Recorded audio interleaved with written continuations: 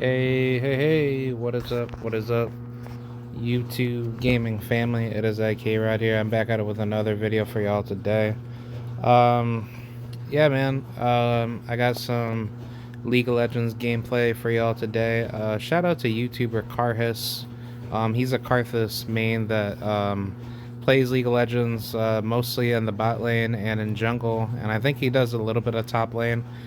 He's a really good player. I actually like watching him game a lot, and he's really good at what he does. He's like a high-level challenger player and ranked solo queue. But yeah, for today's video, I'm going to be making some commentary off of this particular video for Season 16. And definitely go subscribe to him. And be sure to like this video and subscribe.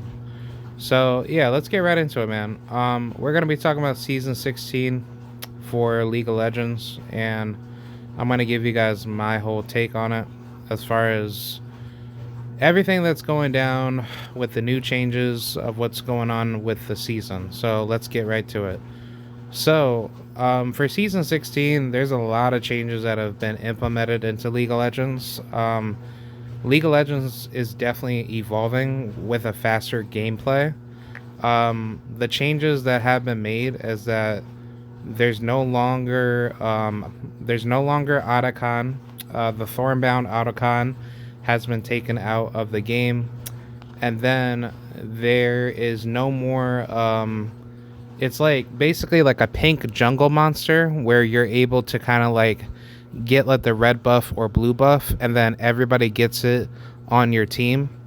So basically, it's just going probably back to like the old school setup with red buff, blue buff for jungle pet monsters. Well, for jungle monster camps, where if you ever get the red buff and blue buff, it's just like the singular player gets that buff, so therefore that can like help you in battle. Like just to kind of simplify it, red buff is simply like your damage buff for healing, and then you're also able to have like, I want to say it's like, I want to say that's like a HP scaling type of buff, and then blue buff is like more like mana to that particular degree. But I'm not gonna go through like the whole function throughout League of Legends for anybody that probably knows, what's going on, like for the fundamental mechanics.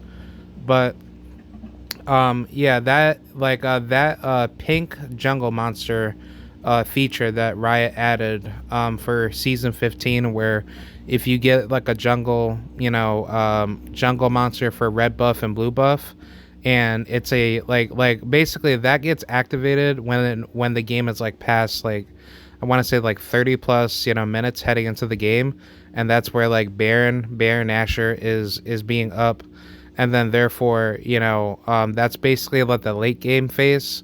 So once you hit the late game, that buff actually helps everybody out on your team in order to get caught up in a team fight. So everybody has like the blue buff and the red buff. But yeah, Riot decided to take that out, which I'm totally fine with that, because I think it should only be granted to one singular player, and then it's like whoever kills that player, whoever is maining whatever champion that they're playing, that should be. Oh wait, hold on. All right, I'm back. So yeah, whoever is maining that player, they can get punished for losing their buffs, and that will proceed forward into the game as far as making it more competitive. Some other things that Season 16 has is that you have challenges now. Instead of going through the Feats of Warfare challenges that they used to have for Season 15, which that could like help you like work into getting your how should I say, it would be your challenges that you would do initially to work for getting like your tier 3 boots. That that's something that was put into Season 15 to like give you certain perks in order for you to win the game. But now that has been taken out, so now you have lane challenges that are basically uniquely different from every single role. So for top lane, just to kind of simplify it, top lane has a challenge where if you are playing top lane, and let's just say if you don't take teleport going top lane, you're basically able to have teleport as your third, as your third like ability for top lane. So like if you're playing top lane, and therefore let's just say you go flash, and ignite, you could have top lane as your third summoner spell ability, which that will help you, heading into the game after you complete the challenge. And basically, how you get the how you get the lane challenges done for every single role is that you just have to kill jungle monsters, and then you also have to I want to say deal damage to enemy champions and probably get kills up against them. But once you do that, it's it's pretty simple. It's not too hard. It's actually pretty fun, but it actually gives you better, like incentive to actually win, late game. So that actually helps you a lot. Now, as far as getting tier 3 boots, unfortunately, that is only limited to, I want to say, the mid lane. So only mid laners are able to get that. And then I think, basically for top lane, you can get the third summoner spell for teleport only. You can't use any other spell that, for your own particular liking that you want to use. So that's like the only downside for that. But if you use teleport in the top lane, you have to, basically, you'll basically spawn into the into the map of wherever you teleport to have extra shielding to your HP. So let's just say if you're trying to get into a team fight and you TP right into it, you'll have an extra shield to help you fight up against enemy champions. So therefore that will help you be more beneficial in a team fight. So I think it's a pretty good decent change for that. I do know for the jungle is kind of, I think it's set where if you complete the jungle challenge for your jungle role, you'll get a upgraded jungle pet that can help you clear waves a lot faster, or clear jungle camp waves a lot faster. And then I think you get extra, XP that helps you level up a lot faster. And then I think you get, an enhanced movement speed in the jungle. So I think that's pretty good for that.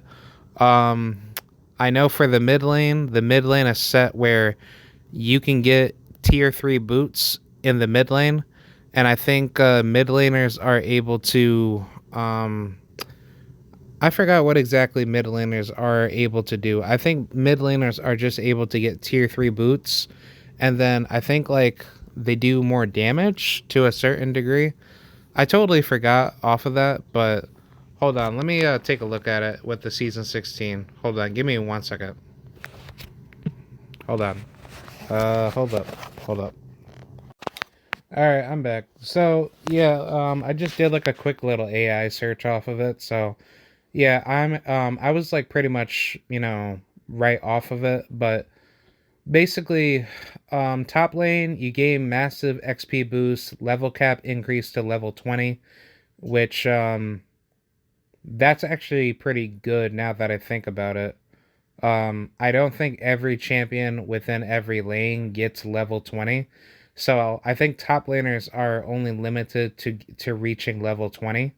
So I think that's why, whenever, I'm not too sure if you guys have seen the videos already for, League of Legends where characters hit level 20 and people post it on their channels like Zwag or any of those bigger YouTubers. But to my knowledge, I think top lane only gets level 20. So you can basically, reach up to level 20 once you complete your top lane quest challenge, and then therefore that will make you stronger in the team fights. Also, top lane automatically gets a upgraded teleport or a weaker version if not taken, making split pushing and scaling stronger. Mid lane gets Oh yeah. This is actually really good, in which this is what I love about the mid lane, which is gonna change games, a lot faster to be quicker. Mid lane will receive a empowered recall faster back to base, so that's basically permanent for you once you reach the challenge and you complete the quest. So it's basically like a fast recall to go back to your base where don't you know when you get like the Rift Herald and you complete, like you're able to defeat it and then you're able to use it in the lane where you spawn like a monster to go after like the tower and basically destroy it. You're able to like recall faster back to base because it gives you one chance to actually do so, which is really good by the way. But knowing that mid lane can do this permanently once the challenge has been met, that's really effective because that's going to help mid laners scale and snowball a lot faster. And then mid lane gets a free, yeah, they get a free tier 3 boot upgrade and enhancing map tempo and roaming. So that's really good because now the mid lane can now free roam a lot faster, and they're able to also snowball a lot quicker to defeat their matchups a lot better. So that actually changes like the whole game a lot faster because you're able to use a really good broken champion, whether let's just say if you play Syndra mid and she's really OP with her damage. If you don't really know how to play up against like a really good one, but Syndra is like a heavy bursting, magic ability power champion where once she lands like, like a good few shots off of you, she's able to win off of those trades because she's able to scale a lot higher with her damage. Obviously depending on the runes that you use for her, I mean, she's pretty OP. But obviously, other champions which I personally like using Karthus, he's really OP. I mean, he can just dominate any single lane, but you put Karthus in the mid lane and he's able to just beat the crap out of you with his burning damage. And then on top of that, he has free tier 3 boot upgrade. He can recall faster back to base and he can just free roam just to get free kills, where he's basically like a secondary jungle free roaming champion. That's exactly what he can do. That would be awesome. Now, ADC bot lane role will get a large gold influx increase. So that basically means that they get bonus gold from farming or fighting, and bot lane gets a seventh item slot for a 6 item build, greatly improving late game power. And honestly, I really like this change, but it's a curse at the same time because the reason for this is probably because a lot of ADCs that like to be really like damage heavy with their builds, they like to abuse a lot of broken items in order to scale faster. But this is how games end up getting thrown because when you're playing the game smart and you're not able to kind of carry because you have like certain matchups where it doesn't matter how many times you kill that that like that that enemy team comp that is harder for you to beat. It's always tough for you to keep your items, how should I say, keeping your item scaling to be on par to basically carry the team, because if you have like other players on your team that are feeding kills to the enemy and therefore you're not able to keep up with the enemy team comps that are being more strategic with their defense, that holds you back as a bot lane player where you're not able to utilize all your tools to be stronger. So having this buff to be given to the bot lane for completing the bot lane quest challenge, this is really powerful, but it's also a curse at the same time. Because, if you're saying that whoever just gets fed off of just dumb teammates and obviously people just wanting to give the other side, all the, advantages to like hard stomp, the other team, this wouldn't be fair because it's like now broken bot laners are going to be spammed, in the bot lane, and then they're going to do anything within their power to hyperscale a lot faster. therefore giving them the ability to get extra gold and extra XP to level up faster, and therefore they don't really have to do well. It's mostly just like the gold. I think that's probably the bigger problem, because if you're able to get extra bonus gold from farming or fighting, that means that you're able to do whatever you want to do with that broken character, whether you're playing, I don't know, Jinx bot lane, or Yasuo bot lane, or Jin bot lane. Like it doesn't matter. Like, I mean, any character that you use that you're able to like scale a lot faster, this is gonna make it, make the game more broken. But I think Riot should probably, nerf that, and then therefore that'll be fine. I mean, I'm totally fine with like a seventh item slot. I think that's fine, because now that kind of gives ADCs a much greater, advantage in order to power scale a lot faster, and also help them win the late game. Yeah, to win the late game. Yeah, to win the late game battle, battle potential.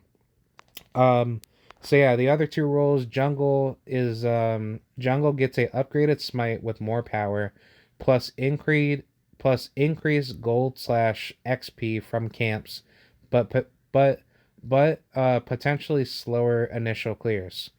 And also on top of that, jungle also gets a upgraded pet, which, for those of you that don't know, Riot added the jungle pet feature in League of Legends, from the start of season 15, where, it's supposed to help you farm a lot easier. So therefore, like, you don't have to have like somebody else to leash you in order to start the jungle pathing, you know, um, how should I say it, like a lot sooner. So having the jungle pet is really good, because now you can kind of like utilize, certain champions that are not made for jungle to basically clear farm, like a lot faster. So like, let's just say if you're playing Malphite jungle, or you're playing, I don't know, like I'll probably just say something wild, like champions like Nautilus. He's a tanky support champion, but he's not meant to jungle, but some people can use him to make him more viable because of what the jungle pet. But either way, that's a pretty good buff for the jungle. Support is pretty interesting with what they got. If you complete your support challenge, you get cheaper control wards and a dedicated slot for them, reducing inventory clutter. I think that's not that bad, honestly. I think that is a really good change for support, but I'm pretty sure there's more details to this, because this is like a AI search that I managed to find up on Google. But I think these are pretty decent changes, in my honest like opinion.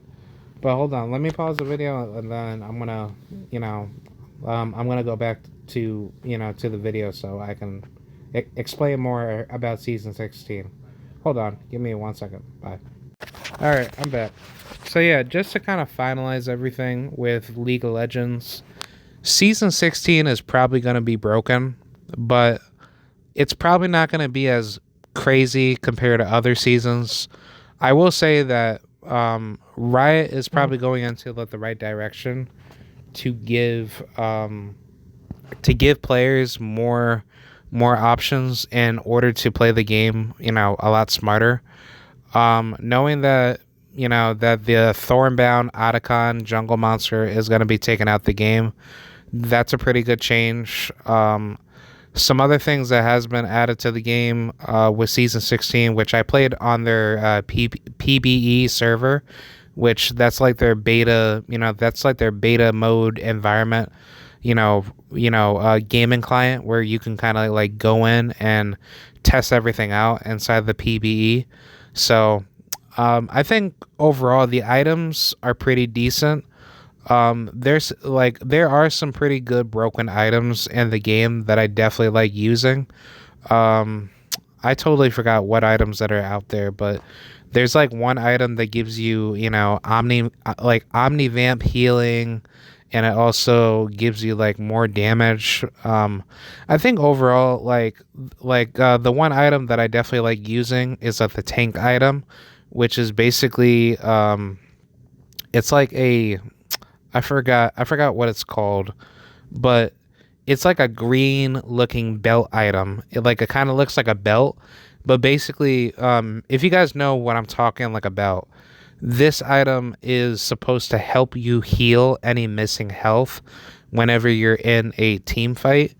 So like if you're like I don't know, if you're using really tanky champions like Dr. Mundo or Scion or Cho'Gath or even if you want to use it on duelist champions like Nasus or Tryndamere or probably Mordekaiser who's a AP bruiser. um the good thing about this item is that it basically gives you massive healing in order for you to win fights a lot better. But if you stack that with like an item like Warmog's, armor, which that's just basically like a HP scaling, healing item. So like let's just say if you're, playing a champion like Dr. Mundo, who's a absolute juggernaut, um that item helps you heal, your missing health to go back to full health. So therefore, the scaling is really good because let's just say if you stack it up with other items like I don't know, Heart Steel, I'll probably say other items like Jack Show or any other HP scaling item that you could think of. That's pretty OP because now it gives a champion the ability to tank a lot more damage, but now the enemy team would have to find more items or they would have to build more items to shred more of the HP away in order to make it harder for the enemy team that may not have a strong team comp to go up against gigantic juggernauts that can scale off of that. So I think overall, I think this season is going to be more split push heavy, but now the game is going to be focused more on how well that you're playing in order to be smart. If you're not playing smart, then this is probably going to be a very tough season for how should I say, it's going to be a tough season for a lot of players that can't understand certain goals that have to be taken into like effect in order to win the game. But I think overall, it like things will probably get nerfed pretty well. So I mean, if they do a pretty good job making the items, nerfed to the point where they're not like broken, but they're not too bad. Just like give some good scaling that takes some time for a character to actually have like a role in a team fight. But other than that, that's pretty much it. I would like to see more magic resistance items. So therefore, you can like counter up against like CC for you being stunned into, crowd control type of slows. So I think like if something like that were to be put into the game, that would be really good to have like more tenacity driven items. So therefore, that could help more champions, that are not really good with dealing with a lot of CC that can possibly hurt them, in a team fight. So yeah, that's pretty much it. So I just wanted to kind of say what I wanted to say, and yeah, I hope you guys like enjoy that, and I will see you guys later. Peace out, and have a great night. All right, peace, bye.